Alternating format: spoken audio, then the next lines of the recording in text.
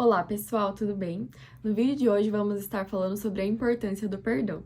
E se você é uma pessoa que pensou, este vídeo não é pra mim, afinal, eu já perdoei todo mundo que deveria ter perdoado, tá tudo certo comigo, espere que este primeiro tópico é pra você.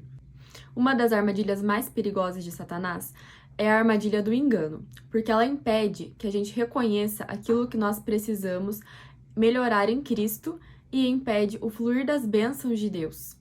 Em 2 Timóteo de 2, a 24 a 26, diz: Ao servo do Senhor não convém brigar, mas sim ser amável para com todos, apto para ensinar, paciente. Deve corrigir com mansidão os que lhe opõem, na esperança de que Deus lhes conceda o arrependimento, levando-os ao conhecimento da verdade, para que assim voltem à sobriedade e escapem da armadilha do diabo, que os aprisiona para fazerem a sua vontade. Então, essa armadilha é muito perigosa, é muito séria, porque a gente não consegue simplesmente ver aquilo que a gente precisa melhorar. E eu já caí nessa armadilha, achando que estava tudo bem.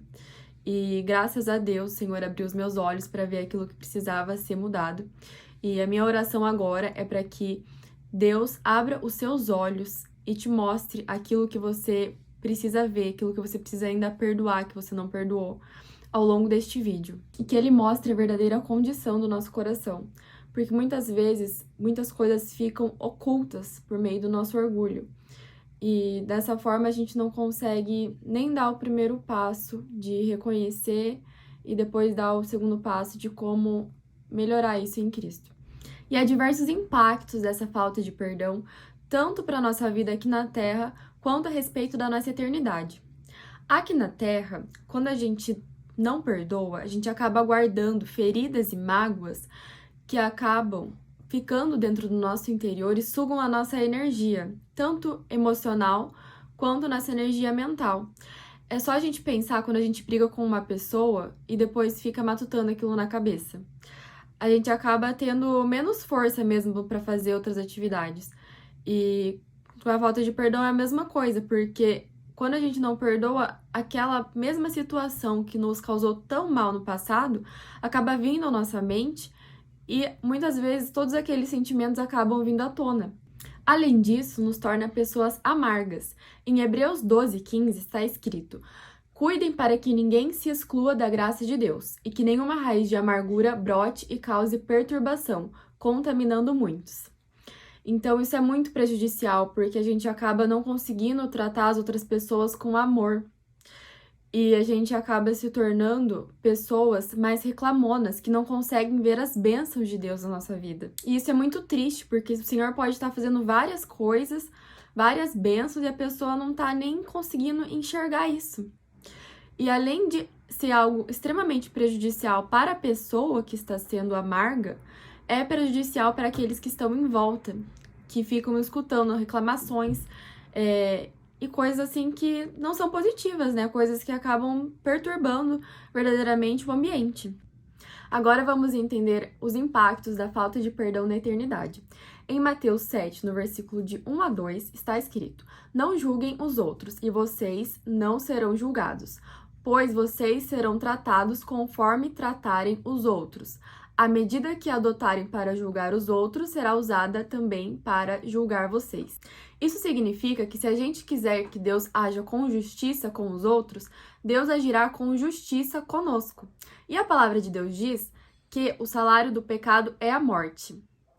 Mas, por outro lado, se a gente agir com misericórdia com os outros, perdoando, pedindo para Deus também ter misericórdia a respeito daquele pecado que o outro cometeu conosco, Deus também será misericordioso com a gente, por meio do sacrifício de Jesus, que morreu lá na cruz, levando todos os nossos pecados. Então, assim, é uma escolha. E eu acho muito lindo quando diz aqui em Isaías 1:18, que, embora seus pecados sejam como escarlate, eu os tornarei brancos como a neve. Embora sejam vermelhos como o carmesim, se tornarão brancos como a lã.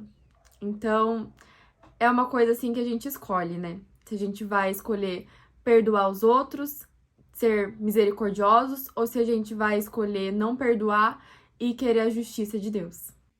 E ainda sobre ser uma decisão, eu creio que quando a Bíblia fala em Deuteronômio 30, de 19 a 20, que Deus nos dá a opção de escolher entre a vida e a morte, não está dizendo somente a respeito da decisão de se converter, mas sim sobre as pequenas decisões diárias que nós temos que tomar, que nos leva mais perto da salvação ou do inferno. Então é preciso entender o que é, afinal, perdoar.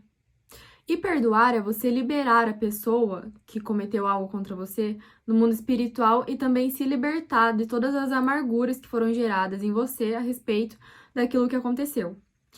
E perdoar geralmente é um tema muito sensível, que muitas pessoas elas acabam sendo relutantes em pensar que são capazes de fazer isso.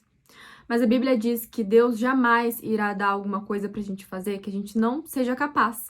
Então, se a Bíblia diz para perdoar, significa que nós podemos fazer isso por meio do auxílio do Espírito Santo de Deus.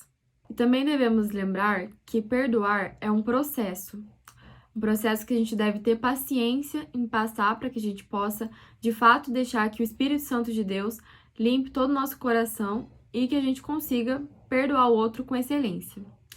E além de perdoar o outro, a gente tem que lembrar de perdoar nós mesmos, que eu acredito que seja a parte mais difícil, porque muitas vezes a gente não consegue aceitar as coisas que a gente fez, e esse é um passo que a gente deve tomar para que a gente possa pedir perdão para nós mesmos.